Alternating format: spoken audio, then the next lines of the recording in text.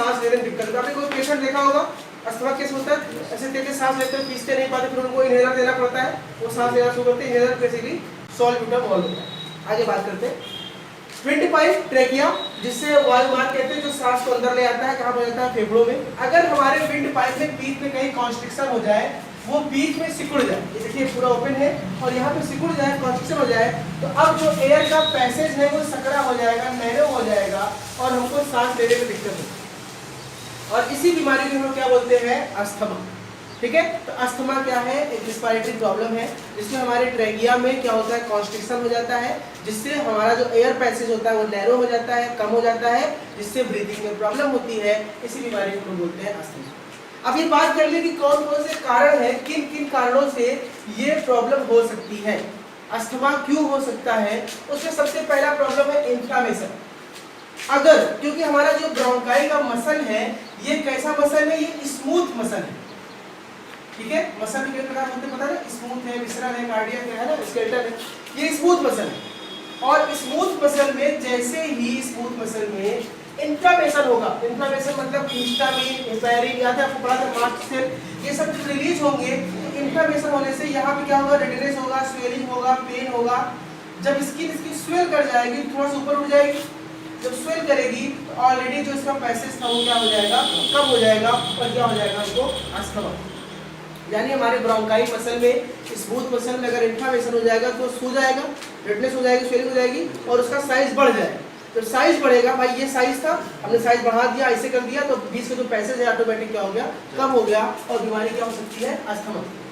दूसरी बात करते हैं ऑटोनॉमिक नर्वस सिस्टम। हमने आपको बताया था कि ऑटोनॉमिक नर्वस सिस्टम में आपको बताया था जो हमारे न्यूरॉन्स होते हैं, इसके अंदर केमिकल होते हैं, ट्रांसमीटर एसिटाइलकोलिन और एड्रेनलिन। तो एसिटाइलकोलिन का जो फंक्शन होता है, ये स्मूथ मसल में यहाँ पे रिसेप्टर पाए जाते हैं, निकोटिनिक और मस्करेनिक। तो जो हमारा स्मूथ मसल होता है, यहाँ पे रिसेप्टर होता है मस्करेनिक एम। क्या करता है, ये एसिटाइलकोलिन रिलीज होके जाके इस रिसेप्टर से बाइंड कर देगा और जैसे ही मस्करेनिक रिसेप्टर से बाइंड करेगा, वहाँ पे कॉन्स्ट्रिक्शन शुरू हो जाएगा, सिकुड़ना शुरू हो जाएगा। और जब कॉन्स्ट्रिक्शन शुरू हो जाएगा तो हमारे जो ल्यूमन का साइज था, ब्रोंकाई का जो डायमीटर था, ऑटोमेटिक क्या हो जाएगा, कम।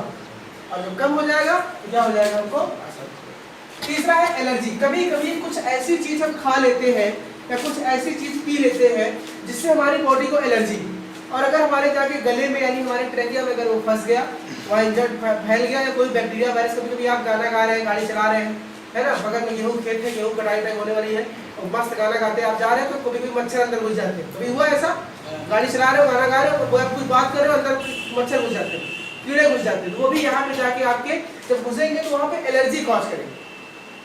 कोई भी फॉरेन सब्सटेंस हमारी बॉडी में आएगा तो एलर्जी होगा, और एलर्जी का मतलब ही होता है इन्फ्लेमेशन। वहाँ पे फिर सारे काम, हिस्टामिन रिलीज शुरू हो जाएगा, मैक्रोफेजेस, मास्ट सेल, फैगोसाइटोसिस, सारे कार्यक्रम शुरू हो जाएंगे और वहाँ पे क्या हो जाएगा, हमारा ब्रोंकाई कॉन्स्ट्रिक्ट हो जाएगा और ये क्या कॉज करेगा, अस्थमा। ठीक है, अब ये हो गए पूरी इटियोलॉजी। बात करेंगे साइन और सिम्टम की। तो आपने पेशेंट देखे होंगे कि अस्थमा के पेशेंट में क्या दिक्कतें आती हैं, क्या लक्षण होते हैं। पहला, वो सांस लेने में दिक्कत, सांस नहीं ले पाते। दूसरा, जल्दी जल्दी सांस लेते हैं, जैसे हम लोग एक बार पूरा सांस ले लिए, बाबा रामदेव भयंकर सांस ले लेते हैं, वो लोग समझा रहे ना, धीरे धीरे सांस ले, क्योंकि वो पूरी तरह से सांस ऊपर खींच नहीं पाते, तो उनको ब्रीदिंग शॉर्टेज होगी। हम लोग की जो ब्रीदिंग रेट है करीब 110 पर मिनट के आसपास होती है, उनकी करीब 25 या 30 तक आ जाएगी। ब्रीदिंग रेट भी उनका बहुत डाउन हो जाता है, वो प्रॉपर सांस नहीं ले पाते। ठीक है, और क्या प्रॉब्लम होगी, उनको रात को ज़्यादा दिक्कत होने लगती है।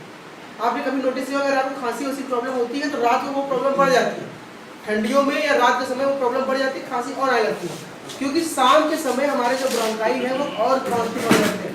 उसी तरह रात को ये प्रॉब्लम बढ़ जाती है। अस्थमा के पेशेंट को जब तक धूप निकली है तब तक उनको ज़्यादा दिक्कत नहीं होती, लेकिन जैसे ही शाम हुआ, धूप खत्म हुई, उनको प्रॉब्लम बढ़ जाती है। अगली साइन सिम्टम क्या है, प्रॉब्लम क्या है, रात को सोने में दिक्कत होती होगी, नींद नहीं आती। ये सब उसी क्या हो गए, साइन और सिम्टम हो गए। कॉम्प्लिकेशंस यही है, ज़्यादा प्रॉब्लम हो गई अस्थमा, अगर आप लोग प्रॉपर सही नहीं हुआ तो आपको ब्लड नेक चोक कर सकता है, इंसान की मृत्यु भी हो सकती है अगर उसको प्रॉपर सप्लाई नहीं मिला तो।